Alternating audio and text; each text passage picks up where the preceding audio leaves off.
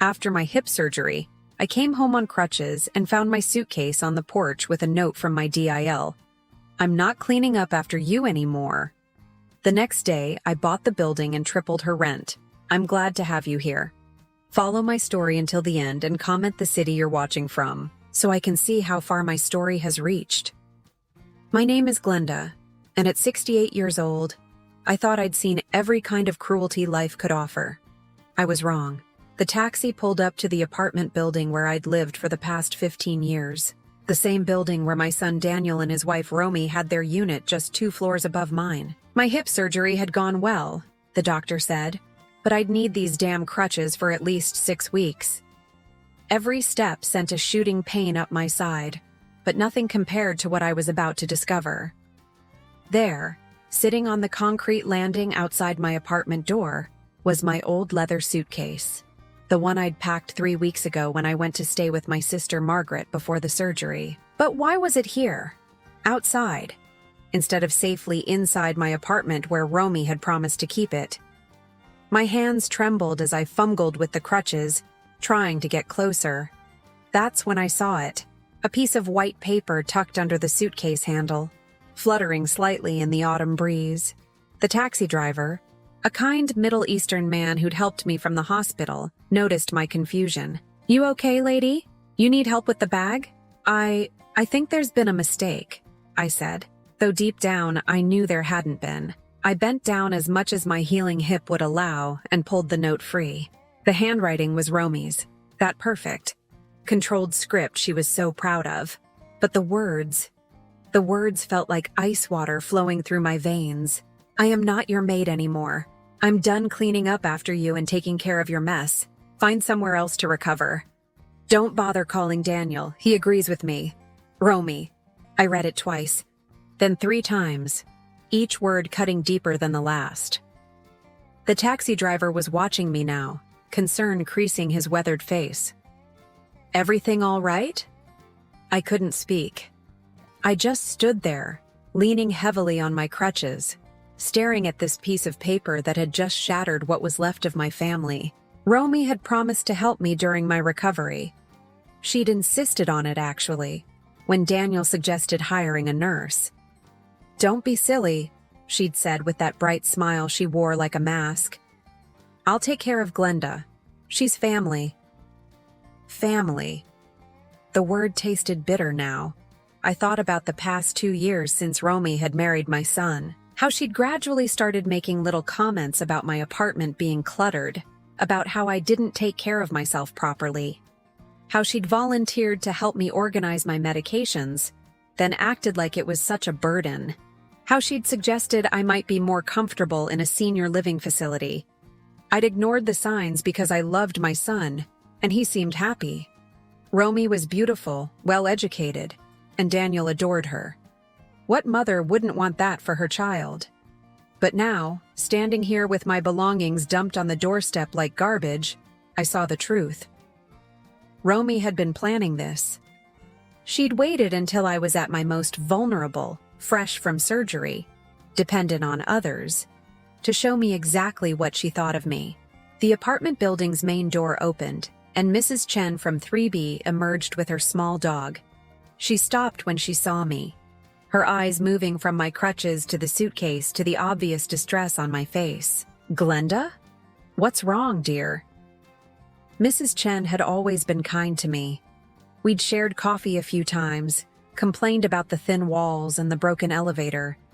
But how could I explain this? How could I tell her that my own family had thrown me out like trash? "I'm fine," I managed, though my voice cracked on the words. "Just a little mix-up." She looked skeptical but didn't push. "Well, if you need anything." After she left, I fumbled for my keys and let myself into my apartment. It was exactly as I'd left it 3 weeks ago, except for one thing. It felt different. It felt like a place I'd been banished from, then reluctantly allowed to return to. I dragged my suitcase inside and collapsed onto my couch, still clutching Romy's note. The silence was deafening. No phone calls checking on my recovery. No texts asking if I needed anything. Nothing. I thought about calling Daniel, but Romy's words echoed in my head. He agrees with me. Did he really? Had my own son decided I was too much trouble to deal with? The pain medication was wearing off, and my hip throbbed with each heartbeat. But the physical pain was nothing compared to the ache in my chest. I'd raised Daniel alone after his father left when he was 12. I'd worked 2 jobs to pay for his college, gone without so I could give him everything he needed. And this was how it ended? As darkness fell outside my windows, I realized something had fundamentally changed in me. The hurt was still there, sharp and raw, but underneath it was something else. Something harder.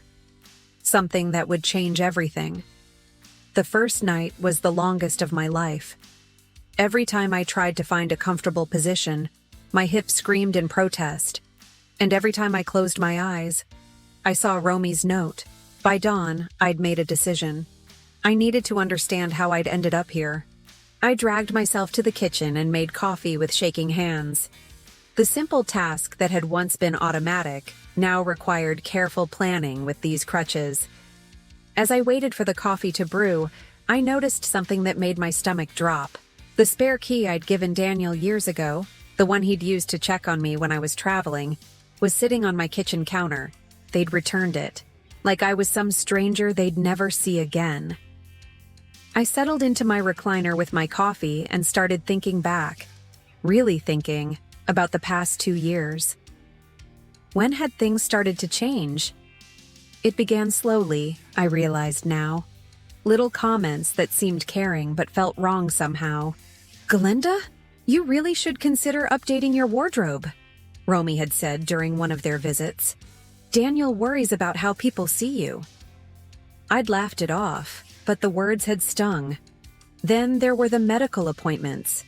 I'd always been independent, driving myself to doctor visits, managing my own health.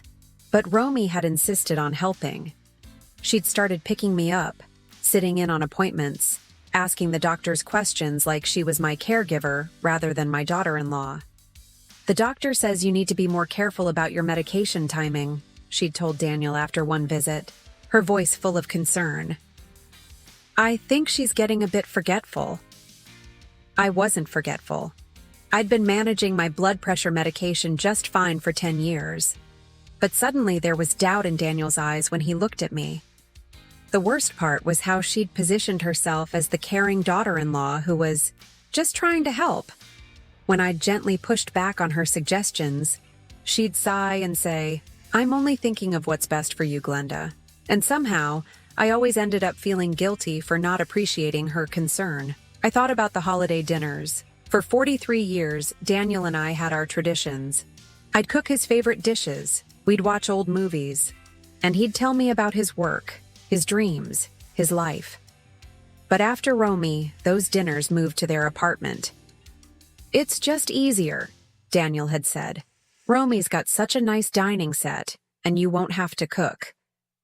I'd gone along with it because I wanted to be accommodating, but sitting at their table, eating food I hadn't prepared in a space where I was clearly a guest rather than family, something had shifted. Romy would direct the conversation, choose the topics, and somehow I always felt like an outsider looking in. Then there was the incident with my neighbor, Mr. Patterson. He was an elderly man who lived alone, and I'd been bringing him soup when he was sick and checking on him during snowstorms. Harmless acts of kindness that I'd been doing for years. But Romy had heard about it from Daniel and called me, her voice tight with what she called concern. "Glenda, Daniel and I are worried about you getting too involved with your neighbors. What if something happens? What if he falls and you can't help him? You could be liable."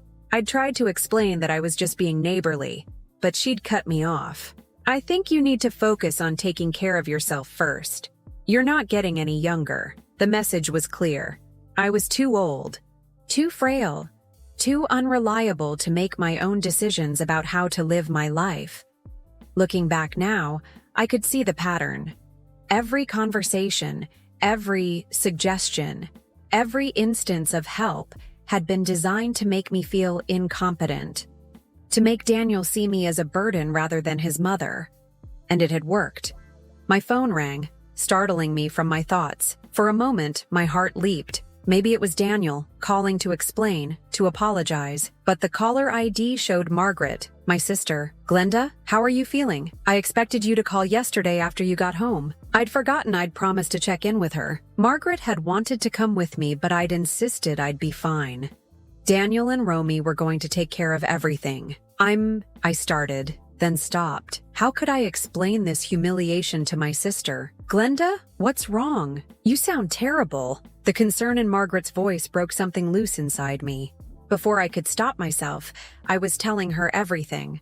About the suitcase, the note, the returned key, about feeling like a stranger in my own family. Margaret was quiet for a long moment after I finished. Then her voice came through the phone, sharp with anger. "That vindictive little witch. I never liked her. Glenda, there was always something calculating about the way she looked at you."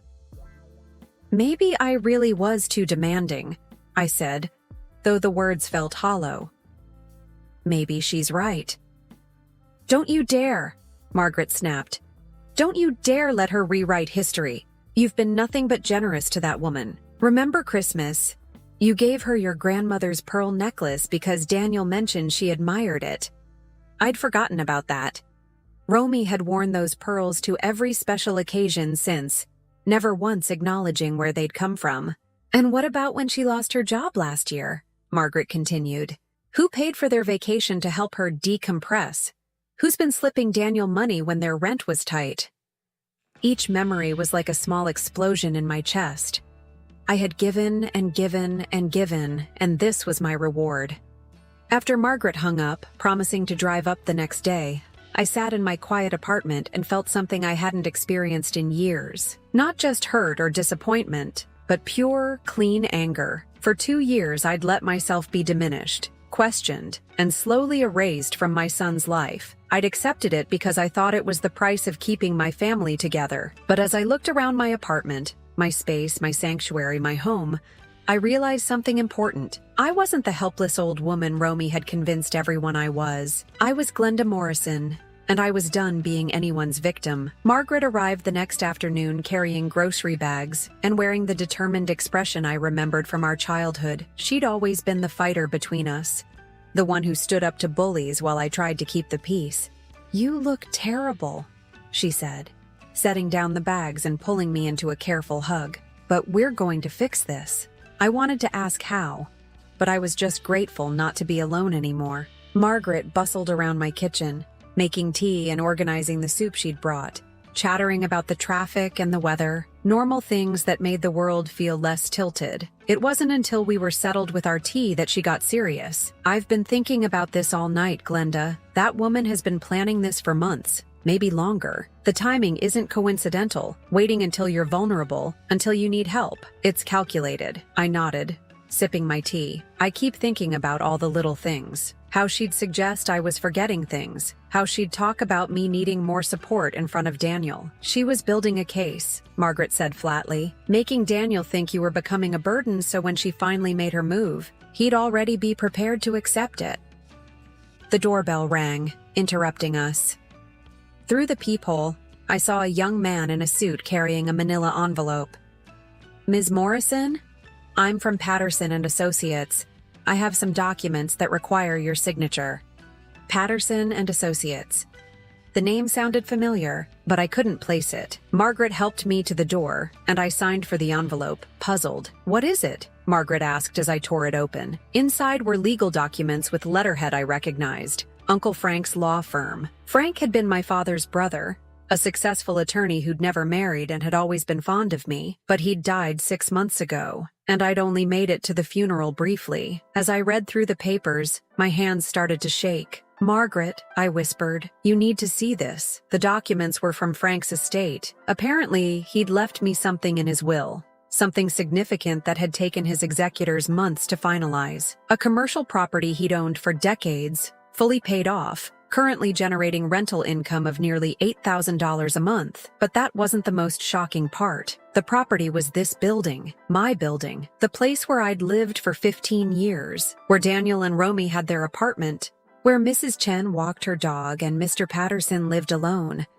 Uncle Frank had been my landlord all along, and I'd never known it. He'd kept it private, managing everything through a property company. And now, according to these papers, I owned the entire building. Jesus Christ, Margaret breathed, reading over my shoulder. Glenda, do you understand what this means? I stared at the papers, my mind reeling. The building had 12 units, all occupied, all paying rent. I was suddenly not just comfortable. I was financially powerful in a way I'd never imagined. There's more, I said, flipping through the documents. Frank had also left me a substantial amount in stocks and bonds, plus a life insurance policy I'd never known existed. The total inheritance was just over $1.2 million. Margaret sat back in her chair, shaking her head, and Romy has no idea. For the first time in days, I felt something other than pain and humiliation. I felt possibility. She threw me out of my own building, I said slowly. She dumped my belongings outside my own property and told me not to come back. Margaret's smile was sharp. Oh, this is going to be good. That evening, after Margaret had helped me set up a meeting with Frank's attorney for the following week, I sat alone and really absorbed what had happened. Not just the inheritance, though that was life-changing, but the position I was suddenly in. I owned the building where my son lived with the woman who'd just humiliated me. I was Romy's landlord and she had no idea. The irony was almost too perfect. For 2 years, she'd treated me like a helpless old woman who needed to be managed and controlled.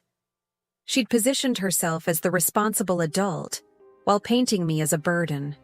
And all along, I'd been living beneath her in a building I now owned. I thought about the rental agreements, the lease terms, the power that came with property ownership. Romy and Daniel's lease was up for renewal in 3 months. I'd received the notice along with all the other paperwork. As tenants, they'd been decent enough. Always paid on time, no major complaints from neighbors. But as family members, they'd failed spectacularly.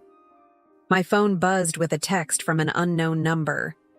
When I opened it, I saw a photo that made my blood run cold.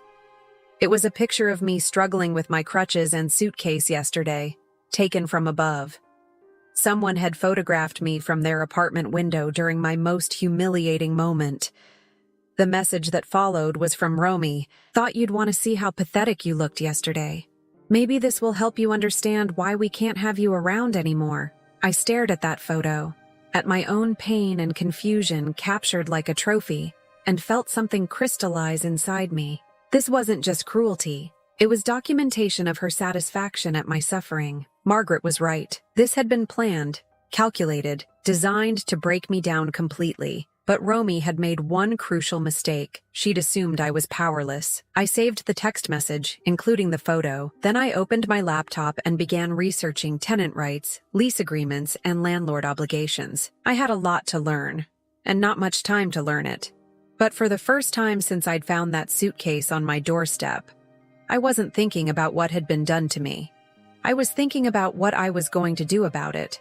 The meeting with Uncle Frank's attorney, Robert Patterson, took place the following Tuesday. He was a sharp-eyed man in his 50s who had clearly respected my uncle and seemed genuinely pleased to finally meet me.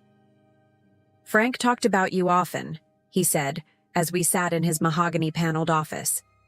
"He was very proud of how you'd handled everything after your husband left, raising Daniel alone. He wanted to make sure you'd be taken care of." I signed document after document, officially transferring ownership of the building and all Frank's other assets to me. With each signature, I felt more solid, more real, more powerful. "Now," Patterson said, sliding a thick folder across his desk. "Here are the current lease agreements for all 12 units. Frank was what you might call an old-school landlord, fair but firm. Most of the tenants have been there for years, and the rent has been kept reasonable, but the leases do allow for increases at renewal time." I flipped through the folder until I found Daniel and Romy's lease. Unit 4B, monthly rent, $1,800. Lease expiration, January 31st. just over 2 months away. What's the market rate for a unit like 4B? I asked. Patterson consulted his notes. Based on comparable properties in this area, you could easily charge $3,200, maybe $3,500 for a 2-bedroom with those amenities. Frank was significantly under market to keep good tenants. I nodded, keeping my expression neutral. And what's the process for lease renewal? You send a renewal notice 60 days before expiration. If they accept the new terms, they sign. If not, they move out. Simple as that. He paused, studying my face. Is there a particular unit you're concerned about? Just trying to understand my options, I said smoothly. Over the next few weeks, I threw myself into understanding every aspect of property ownership. I met with a property management company to understand market rates, learned about tenant laws, and studied every clause in every lease. I also began making subtle improvements to the building. Nothing flashy, just small things that showed care and attention. I hired a cleaning service for the common areas, had the lobby painted, and arranged for the broken intercom system to be repaired. Tenants started nodding and smiling when they saw me, clearly appreciating the upgrades. Mrs. Chen even stopped to thank me personally. It's so nice to see someone caring about this place again, she said. The new owner is really making a difference. I just smiled and said, I'll pass along your compliments. The irony of it all wasn't lost on me. I was literally improving the building while living 2 floors below the woman who'd called me worthless. During this time, I didn't hear from Daniel at all. Not a call, not a text, nothing. The silence was painful, but it also confirmed what I'd begun to suspect. Romy had convinced him that I was the problem, that cutting me off was the healthy choice. I began documenting everything. The cruel text with my photo, the returned key, the complete lack of communication from my son. I wasn't sure what I'd do with this information, but instinct told me to keep records. Then, 3 weeks after the inheritance, I witnessed something that changed everything. I was coming back from physical therapy, moving much better now with just 1 crutch, when I heard shouting from the 4th floor. The voices carried down the stairwell clearly. Daniel and Romy having what sounded like a serious argument. I don't understand why you had to be so cruel about it, Daniel was saying, his voice strained. She's my mother, Romy. We could have handled it differently. Handled what differently? Romy's voice was sharp, defensive. She was going to move in here permanently, Daniel. I could see it happening. 1 hip surgery would become staying just until she's better, and then it would be something else, and something else, until we were stuck taking care of her forever. She never said she wanted to move in with us. She didn't have to say it. It was obvious. And honestly, I can't deal with her neediness anymore. The constant phone calls, the way she looks at me like I stole you from her. I'm your wife, not some interloper. I pressed myself against the stairwell wall, my heart pounding. This was the real Romy, not the sweet, concerned daughter-in-law she played in public. But leaving her suitcase outside like that, Daniel continued. Jesus, Romy, what if the neighbors saw? What if she was hurt trying to get it inside? So what if they saw? Maybe it's time people knew what she's really like. Besides, she managed fine, didn't she? Proves she's not as helpless as she pretends to be. There was a long silence, then Daniel's voice, quieter now. I keep thinking about what my dad would say if he knew how we treated her. Your dad left. Remember? He couldn't handle the responsibility either. Look, Daniel, I know this is hard, but we have to think about our future. Do you want to spend the next 20 years being her caretakers? Because that's where this was heading. I'd heard enough. I quietly made my way to my apartment, my mind racing. Daniel was having doubts. He wasn't completely lost to Romy's manipulation, but she was working hard to convince him that I was the problem, that caring for me would ruin their future. That night, I made my decision. I pulled out the lease renewal paperwork and began drafting a new rental agreement for Unit 4B. Market rate for a 2-bedroom in this area, $3,500 per month. Nearly double what they were currently paying. But I didn't send it yet. Instead, I waited. I watched. I listened. Because sometimes the best revenge isn't quick and dramatic. Sometimes it's patient and precise. Romy had taught Daniel to see me as a burden, a problem to be managed rather than a person to be loved. She'd convinced him that cutting me off was the mature, responsible choice. Soon, she'd learn what it felt like to have someone with real power decide she was the problem that needed to be managed.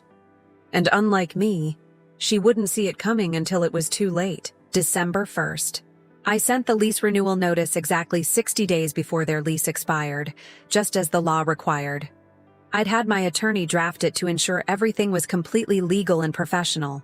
No emotion, no personal attacks, just business. The notice was simple.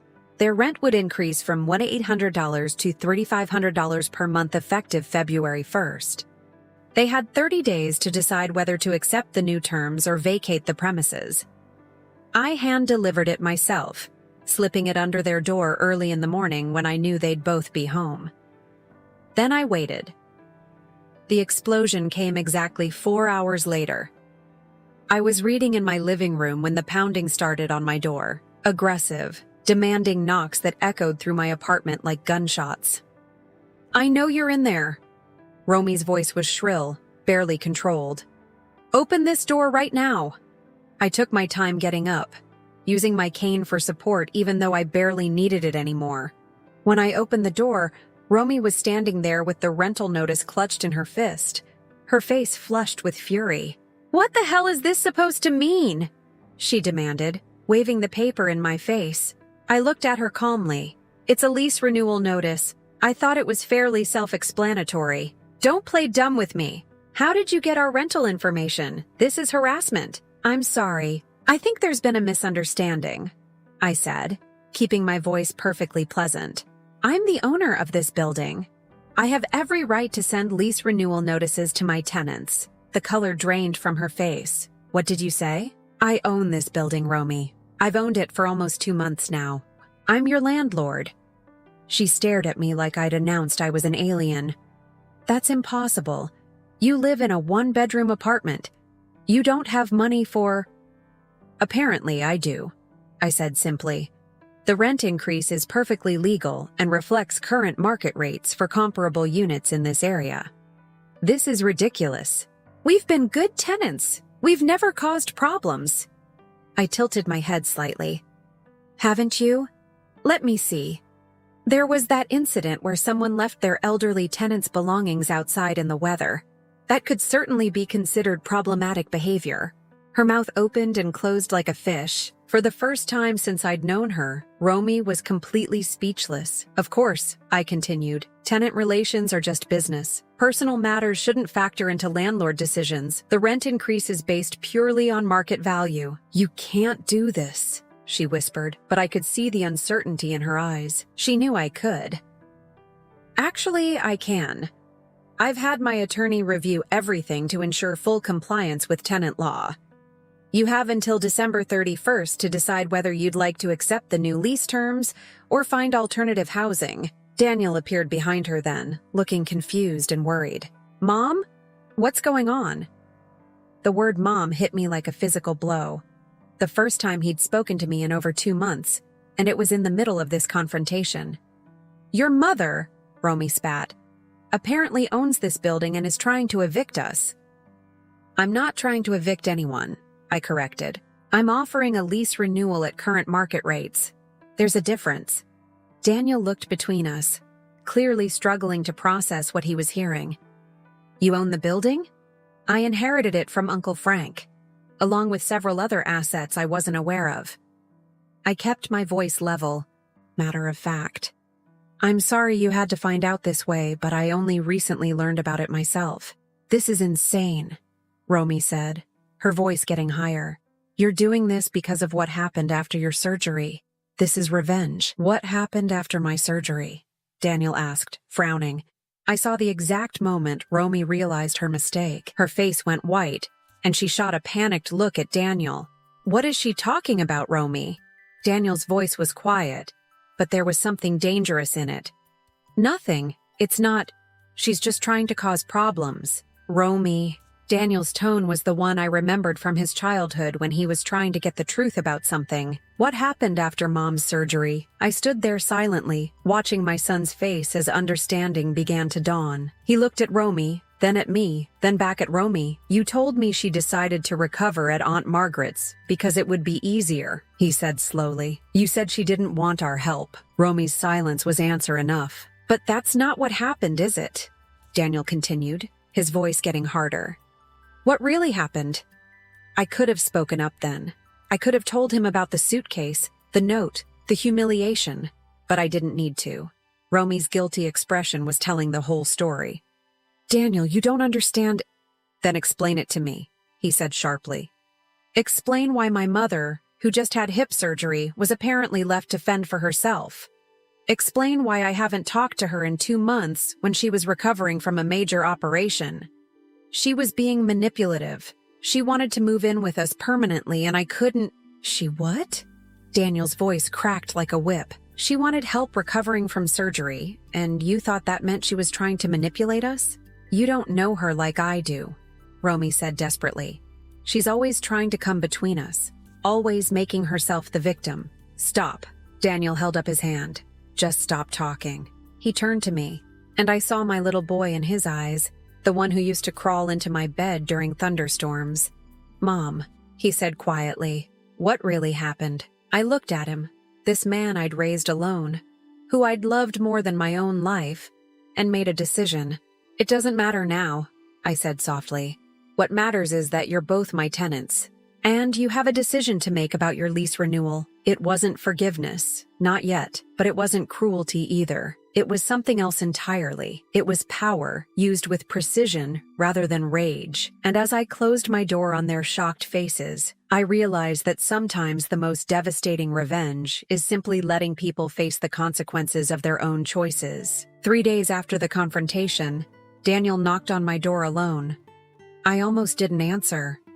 Part of me wasn't ready for whatever conversation was coming. But when I looked through the peephole and saw him standing there with his shoulders slumped, looking more like the uncertain boy I'd raised than the man who'd abandoned me, I couldn't turn him away. Hi, Mom, he said when I opened the door. His eyes were red-rimmed and he looked like he hadn't slept in days. Daniel. I stepped aside to let him in, my heart hammering against my ribs. He sat heavily on my couch, the same spot where he used to do homework while I made dinner after long shifts. For a moment, neither of us spoke. She's been lying to me, he said finally, his voice hollow. About everything. I sat across from him, waiting. I found the note she left you, the one about not being your maid anymore. It was still in her purse. He ran his hands through his hair. And I found the photo she took of you struggling with your suitcase. She saved it on her phone like some kind of trophy. The pain in his voice made my chest ache. This was my son discovering that the woman he'd married was capable of calculated cruelty. She told me you were becoming too dependent, that you were hinting about moving in with us permanently. She said it was better to set boundaries before things got out of hand. He looked up at me, his eyes desperate. But that wasn't true, was it? No, I said quietly. It wasn't. I should have called you. I should have checked on you myself instead of just believing what she told me. His voice cracked. My own mother had surgery, and I didn't even call to see how you were doing. I wanted to comfort him, to tell him it was okay. But some wounds needed to be acknowledged before they could heal. No, you shouldn't have just believed her, I agreed. You should have called. He flinched at my honesty, but nodded. I know. I was a coward. It was easier to believe her version where you were fine and didn't really need me. We sat in silence for a while. Outside, I could hear Mrs. Chen talking to her dog. Normal sounds of a normal day in a world that had shifted completely off its axis. I filed for divorce yesterday, Daniel said suddenly. I felt a complex mix of emotions. Relief, sadness for his pain, and something that might have been vindication. I'm sorry, I said and meant it. I know you loved her. I thought I did. But I think I loved the person she pretended to be, not who she actually was. He looked around my small apartment, taking in the photos of us from his childhood, the books, the comfortable life I'd built for myself. She always talked about you like you were some burden we needed to manage. But look at this place. Look at your life. You're fine. You've always been fine. More than fine, actually, but I didn't say that. She can't afford the new rent, he continued. She's been calling me non-stop, crying, saying you're trying to destroy her life. She wants me to ask you to reconsider. And what do you want? He was quiet for a long moment. I want to understand why you're doing this. I know I hurt you, and I know she hurt you worse. But this rent increase, it's going to force her to leave the city entirely. I studied my son's face, seeing the confusion there, the genuine desire to understand. For 2 years, Romy worked very hard to convince you that I was a problem that needed to be solved, I said carefully. She positioned herself as the reasonable one while making me seem needy and intrusive. She isolated me from you so gradually that you didn't even notice it happening. Daniel winced, but didn't interrupt. The rent increase isn't about punishment, I continued. It's about market value.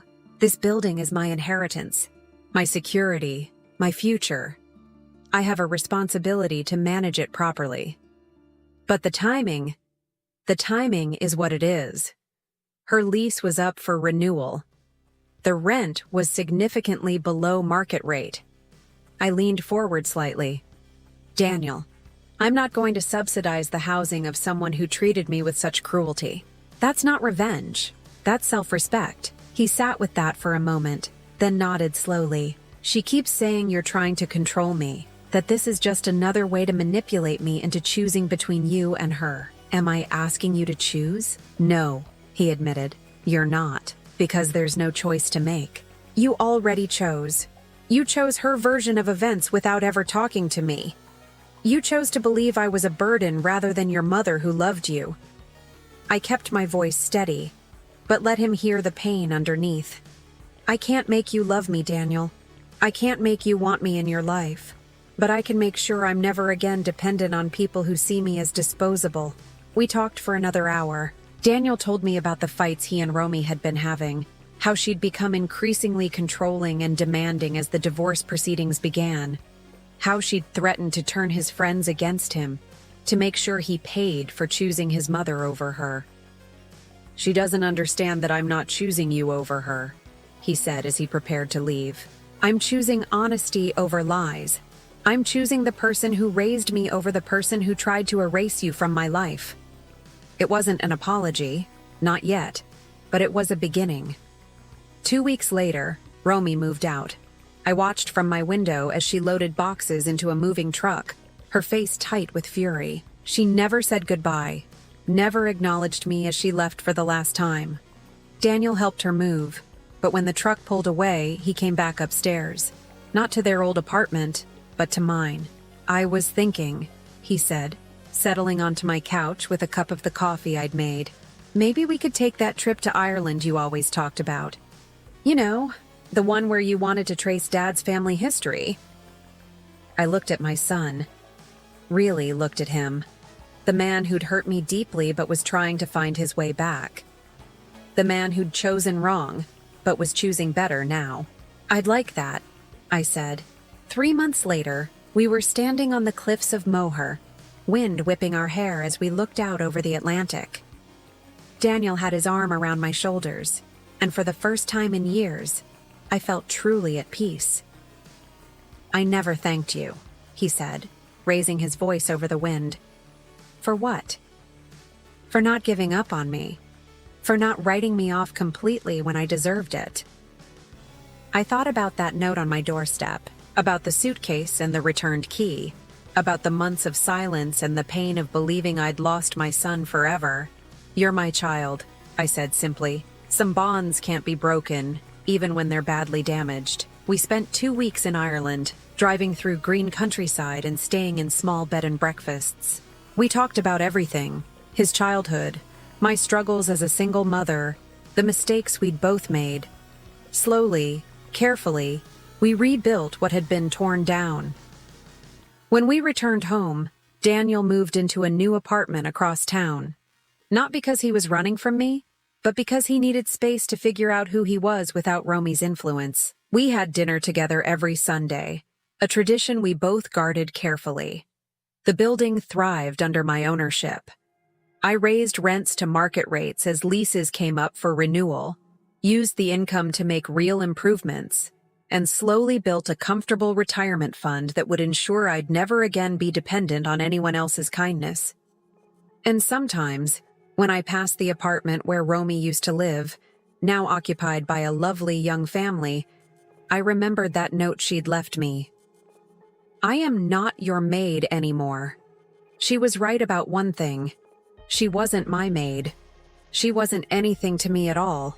And that, I'd discovered, was the most liberating feeling in the world. Now, I'm curious about you who listened to my story. What would you do if you were in my place? Have you ever been through something similar? Comment below. And meanwhile, I'm leaving on the final screen 2 other stories that are channel favorites, and they will definitely surprise you. Thank you for watching until here.